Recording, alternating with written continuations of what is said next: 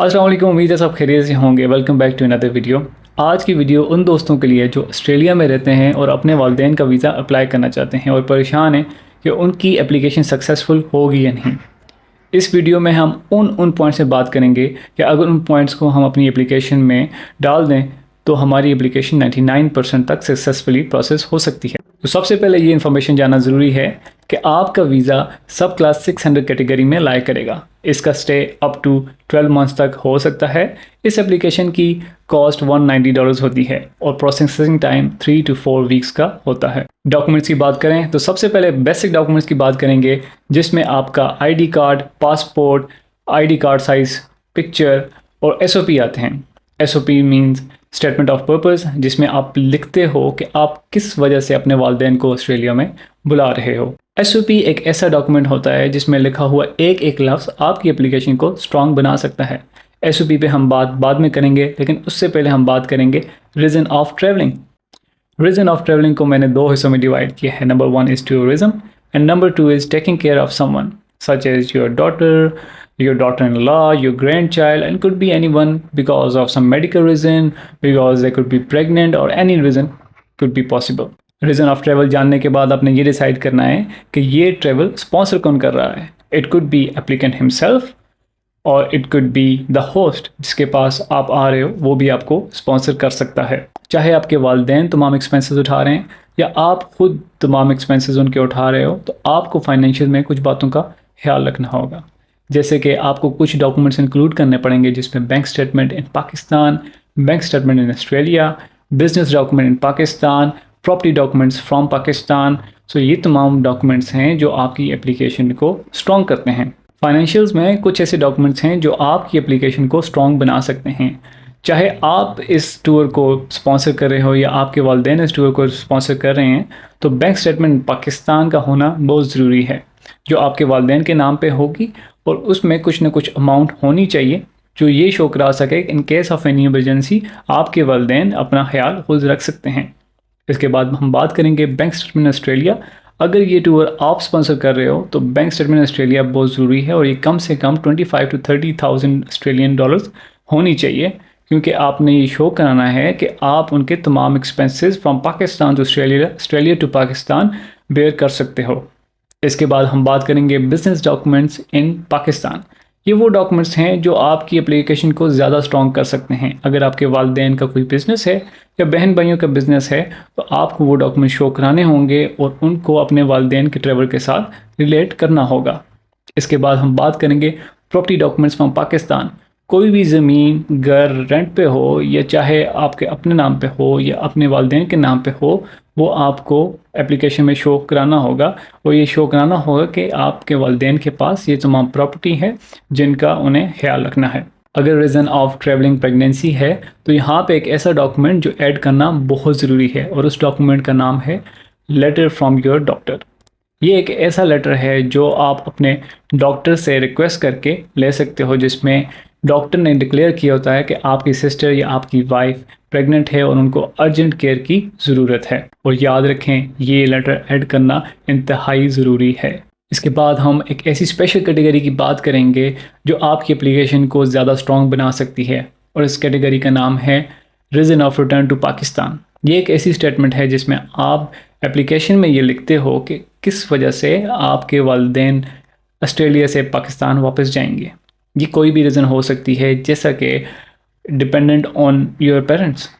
Depend on your parents में आपके छोटे बहन भाई जो अंडर 18 हैं वो आ सकते हैं, या आपके ग्रैंड पेरेंट्स जो अभी ज़िंदा हैं वो आ सकते हैं। आप पाकिस्तान के किसी डॉक्टर से ये लेटर बनवा सकते हो जिसमें वो ये लिख के दे सकते हैं कि आपके ग्रैंड पेरेंट्स को आपके वालिदैन की ज़रूरत है। या अगर पाकिस्तान में कोई आपका फैमिली मेम्बर प्रेग्नेंट है तो आप उनके डॉक्टर से डिलीवरी डेट के साथ ये लिखवा सकते हो कि आपके वालिदैन की उन्हें इस डेट पे ज़रूरत है। ये तमाम वजूहात आपकी एप्लीकेशन को ज़्यादा स्ट्रॉन्ग बना सकते हैं। इसके बाद हम बात करेंगे travel history to any other country. अगर आपके वालिदैन का किसी और मुल्क का वीज़ा लगा है तो आपने अपने वीज़ा एप्लीकेशन में उसके बारे में भी इंफॉर्मेशन ऐड करनी है।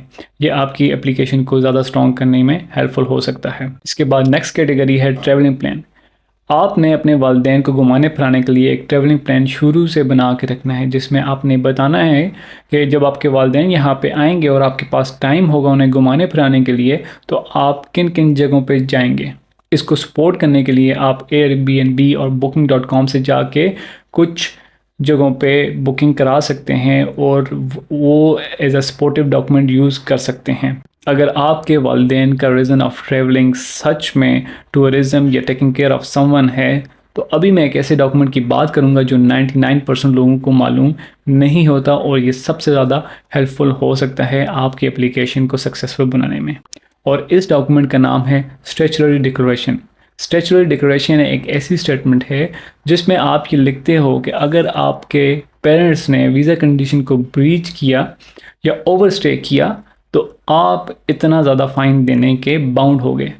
दैट्स मीन कि आप ये डिक्लेयर कर रहे हो कि अगर कोई भी कंडीशन आपके पेरेंट्स ब्रीच करेंगे तो फॉर एग्जांपल आप 10,000 एक लिमिट रखते हो और कहते हो कि मैं $10,000 फ़ाइन दूंगा या $15,000 फ़ाइन दूंगा, क्योंकि आप ऑथेंटिक हो, आपकी एप्लीकेशन ऑथेंटिक है, आपका रीज़न ऑफ ट्रैवल ऑथेंटिक है, तो आपके पेरेंट्स ने उस डेट को या उस वीज़ा रूल को ब्रीच नहीं करना और ओवरस्टे नहीं करना, तो आप ये स्टैट्यूटरी डिक्लेरेशन डिक्लेयर कर सकते हो, जो कि आपकी एप्लीकेशन को सक्सेसफुल बनाने में बहुत ज़्यादा हेल्पफुल हो सकता है। लास्ट में हम बात करेंगे SOP स्टेटमेंट ऑफ पर्पस की। वो कौन सी बातें हैं कि हम स्टेटमेंट ऑफ पर्पस में अगर वो ऐड करें तो वीज़ा स्ट्रॉन्ग हो सकता है। तो सबसे पहले हम बात करेंगे एक्सप्लेन रीज़न ऑफ ट्रैवलिंग। सबसे पहले आपने अपने रीज़न ऑफ ट्रैवलिंग को एक्सप्लेन करना है। जैसा कि हमने बात की, अगर आप अपने ग्रैंड चाइल्ड की केयर करने के लिए आ रहे हैं या आपकी कोई फैमिली मेम्बर प्रेग्नेंट है उनका ख्याल रखने के लिए आ रहे हैं, आपने उस चीज़ को डिक्लेयर करना है और आपने रिलेट करना है अपने डॉक्टर की स्टेटमेंट के साथ कि उनको अर्जेंट केयर की ज़रूरत है। इसके अलावा आपने अपनी मेंटल कंडीशन को एक्सप्लेन करना है कि मेंटल कंडीशन किस तरह से, अगर आपकी वाइफ प्रेग्नेंट है तो आपने ये बताना है कि आपकी मेंटल कंडीशन नॉर्मल नहीं है क्योंकि आप डाइवर्टेड हो अपने काम को लेके और अपनी वाइफ की केयर को लेके और आप मेंटल स्ट्रेस फील कर रहे हो, ये आपने एक्सप्लेन करना है। Next point is explain financial conditioning and sponsoring. अगर आप ये टूर स्पॉन्सर कर रहे हो तो आपने एक्सप्लेन करना है कि आपके पास फुल टाइम जॉब है, आपकी वाइफ के पास फुल टाइम जॉब है और आपके पास इतनी सेविंग है जो कि हेल्पफुल होगी इस टूर को सपोर्ट करने में। अगर आपके पेरेंट्स तमाम एक्सपेंसेस बेयर कर रहे हैं तो आपने यहाँ पे वो डॉक्यूमेंट्स एक्सप्लेन करने हैं कि पाकिस्तान में उनका बिज़नेस है या पाकिस्तान में आपके रेंटल्स हैं जहाँ से अमाउंट आ रही है और वो हेल्पफुल होगी इस तमाम टूर के खर्चात बर्दाश्त करने के लिए। इसके बाद आपने एक्सप्लेन करना है रीज़न ऑफ रिटर्न को and expected date of return को, और इस रीज़न ऑफ रिटर्न में आपने तमाम वो बातें लिखनी है जो हमने ऊपर एक्सप्लेन की थी कि किस वजह से आपने पाकिस्तान, आपके पेरेंट्स ने पाकिस्तान वापस जाना है। रीज़न ऑफ रिटर्न मेंशन करने के बाद आपने उस स्टैट्यूटरी डिक्लेरेशन की बात यहाँ पे ज़रूर लिखनी है और बोलना है कि अगर मेरे वालिदैन वापस नहीं जाएंगे तो मैं इतना फ़ाइन देने के बाउंड होऊंगा और ये चीज़ मैं स्टैट्यूटरी डिक्लेरेशन में डिक्लेयर कर चुका हूँ। SOP का लास्ट पॉइंट है ट्रैवलिंग प्लान। जैसे कि हमने ट्रैवलिंग प्लान कैटेगरी में डिस्कस किया था कि हमने booking.com और Airbnb से मुख्तलिफ जगहों में बुकिंग करा देनी है और सपोर्टिव डॉक्यूमेंट बना देने हैं, और वो ट्रैवलिंग प्लान हमने यहाँ पे डिस्कस कर देना है कि हमारे ये प्लान्स हैं कि हम अपने वालिदैन को यहाँ पे घुमाने के लिए लेके जाएंगे। और लास्ट में ये मेंशन करना ज़रूरी है कि आप अपने पेरेंट्स की मेडिकल कंडीशन को एप्लीकेशन में डिस्कस ना करें।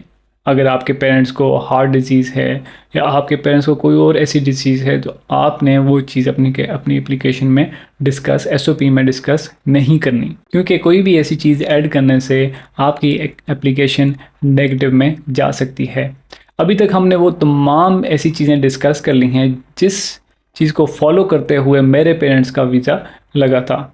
उम्मीद है ये तमाम चीज़ें अगर आप अपनी एप्लीकेशन में ऐड करेंगे तो आपको भी उतना ही फ़ायदा होगा जितना मुझे हुआ। उम्मीद है आपको ये वीडियो पसंद आई होगी। अगर आपको ये वीडियो पसंद आई है तो मेरा चैनल सब्सक्राइब करना ना भूलिएगा और इस वीडियो को लाइक करें और अपने दोस्तों के साथ शेयर करें ताकि उनकी भी हेल्प हो सके।